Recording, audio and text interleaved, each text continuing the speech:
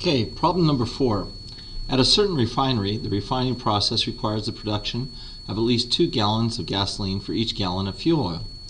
To meet the anticipated demands of winter, at least 3 million gallons of fuel oil a day will need to be produced. The demand for gasoline, on the other hand, is not more than 6.4 million gallons a day. If gasoline is selling for $1.90 per gallon and fuel oil sells for $1.50 per gallon, how much of each should be produced in order to maximize revenue? So right away, the two items or quantity measurable amounts that we're looking at are gallons of gas and gallons of fuel oil. So that's what we're going to let our variables, and that's what they're asking us.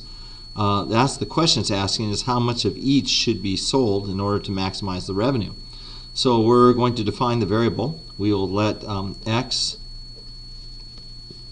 equal number of gallons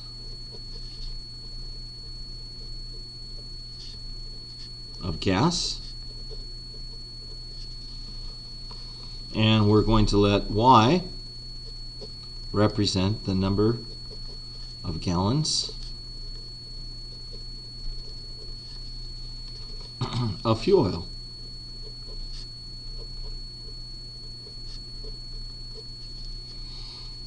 Okay. We also, by looking at this second paragraph right here, we see that we're trying to maximize. So we're looking for an objective function.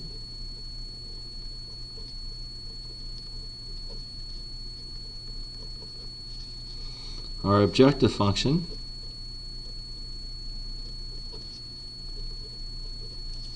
is to maximize our revenue, and each gallon of gas is selling for $1.90, so we would go $1.90 times x.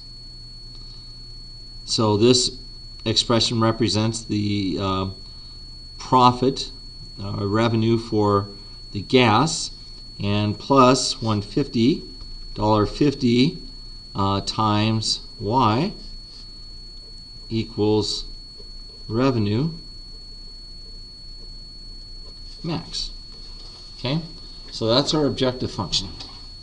All right, so let's look at our restrictions or constraints.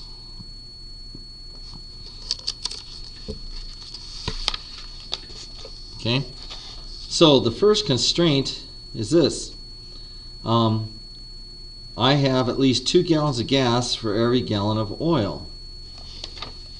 So think about this. If I say over here that x is gas and y is oil, and I say 2 gallons of gas for each gallon of fuel oil, at least. So for 1 gallon of fuel oil, I have at least 2 gallons of gas. I could have 3, I could have 4, I could have 5, but at the very least I have to have 2. If I have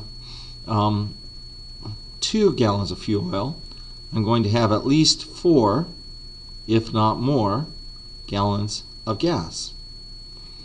If I have 5 gallons of fuel oil, I would have at least 10 or more gallons of gas.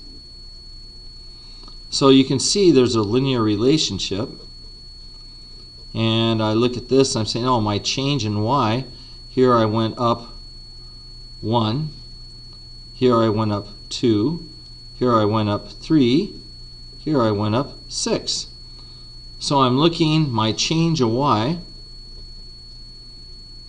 over the change of x. I have 1 over 2, I have 3 over 6, which also goes down to 1 over 2. So if this is a linear relationship, then we would say we would have y equals 1/2 x.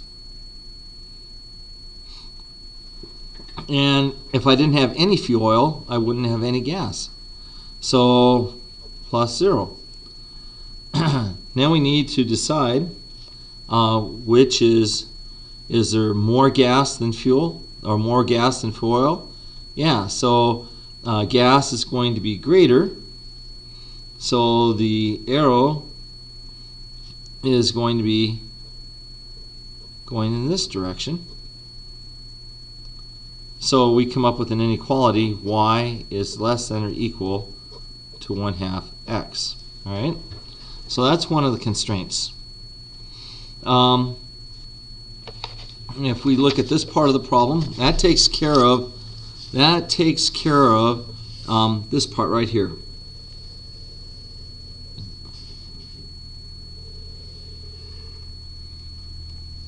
Okay, to meet the anticipated demands of winter, at least 3 million gallons of fuel oil a day will need to be produced. So it could be more than 3 at least. Well, fuel oil is the y. So y has to be greater than or equal to 3, with the 3 being 3 million. Okay? And let's see. And the other part of this, the demand for gas, on the other hand, is not more than 6.4 million gallons a day. So my x then would have to be less than 6.4 millions of gallons of gas a day. All right? So at this point we have our constraints. All right? So let's go ahead and build our graph.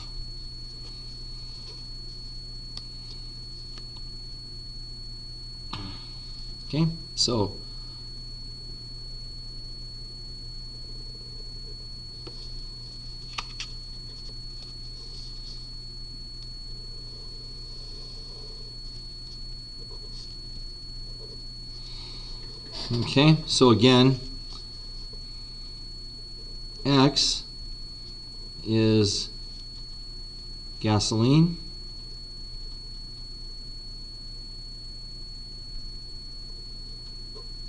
and that's in millions of gallons.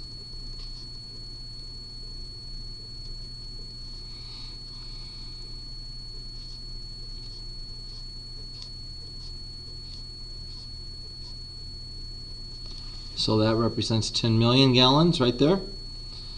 And then here we have fuel oil.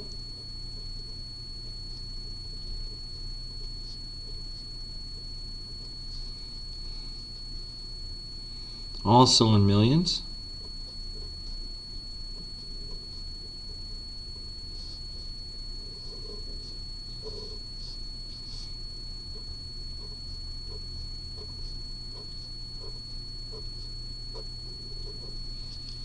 Okay. So if I were to graph this, then we would have, first of all, y equals 1/2 x. So my slope, my y-intercept is 0. And I have a slope of 1/2, so I'm up 1 over 2.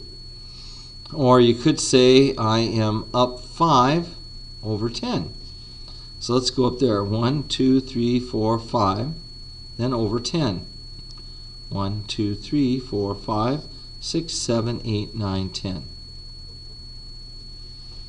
So at that point, I would draw my line.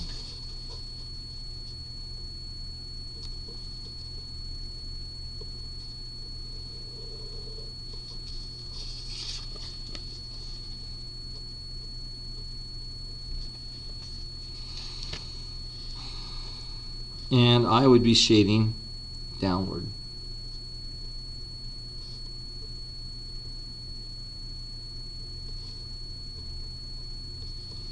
Okay.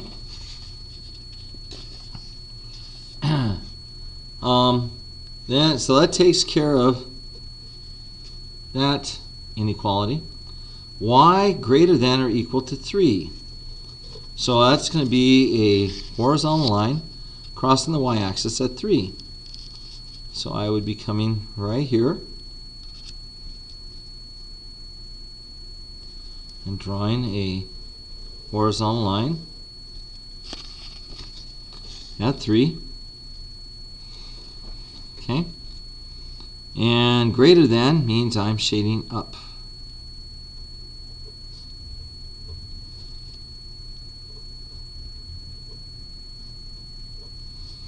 Alright, and then finally I have x less than 6.4. So looking at this, there's 1, 2, 3, 4, 5, 6.4 would be about right here.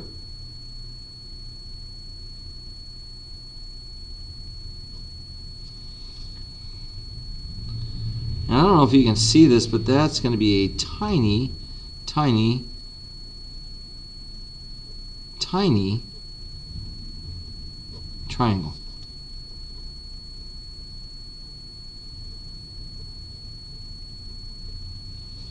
A very tiny triangle, like minuscule, okay? And that's what we're going to have to find out where our 3 vertices are at, because that tiny little triangle is the feasible region. So if I had to draw more of a one that probably wasn't necessarily to scale, but that could show what that triangle looked like. So we know that this line was x equals 3, or y equals 3, excuse me. Y equals 3. We know this line was x equals 6.4. And we know this line was y equals 1/2 x. So if I have to pinpoint these 3 points, now let's go ahead and we'll call this A, we'll call this B, and we'll call this vertex C. So let's check out A. A, the intersection here is of these two lines. So we've got y equals 3 equals 3, and also y equals 1/2 x. Well, if y is equal to 3, so we're going to substitute this in, so 3 equals 1/2 x. So that means x would have to be 6. So A here is made up of the point 6, 3. Okay? So that's point A. Alright, going for B.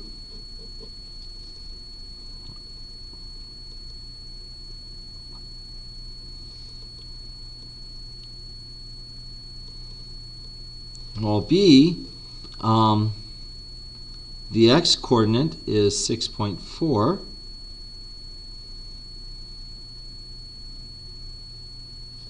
So you know x is 6.4 here.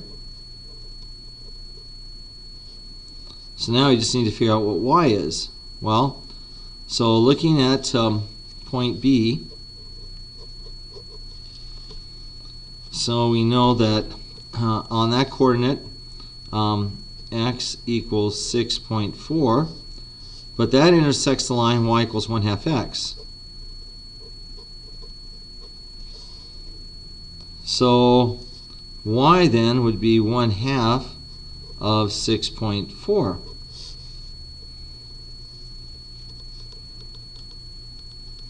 Which would be 3.2. Okay, so B's coordinate is going to be 6.4, 3.2. And then finally we have C, where x is 6.4 and y is 3. Okay, so there are the 3 vertices of the feasible region. Okay, so the only thing we have left to do then is to take these 3 points, let's write these here, A, B, C, write those coordinates. So A was 6, 3, B was 6.4, 3.2, and C was 6.4, 3, and apply our objective function to them. So we have here $1.90 x plus $1.50 y equals revenue max. So $1.90 times 6 plus $1.50 times 3. This is going to give me a number. $1.90 times 6.4 plus $1.50 times 3.2 is going to give me a number. And finally, we have $1.90 times 6.4 plus $1.50 times 3.2. That's going to give me a number. Well, looking at the multipliers, we know, oh, that's just 3. Looking at the multipliers, I can see that B is going to be bigger than C, simply because 3.2 is bigger than 3. And 3.2 is bigger than 3, and 6.4 is bigger than 6. So I know B is going to be actually my point. So I would go with a calculator and calculate what those would be. Let's see, $1.90 times 6.4. $1.90 times 6.4.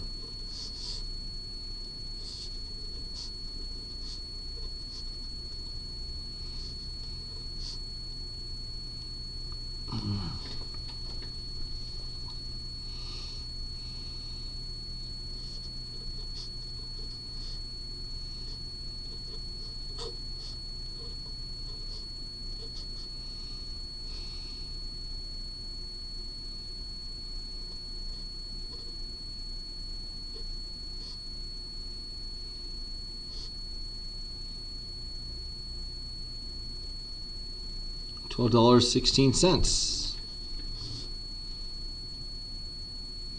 That's 12.16. Let's double check that. $1.90 times 6.4.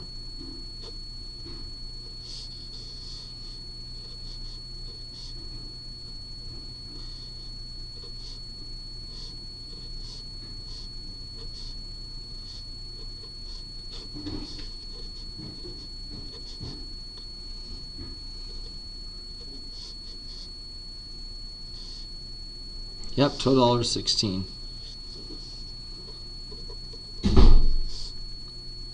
Done. Oh. Done.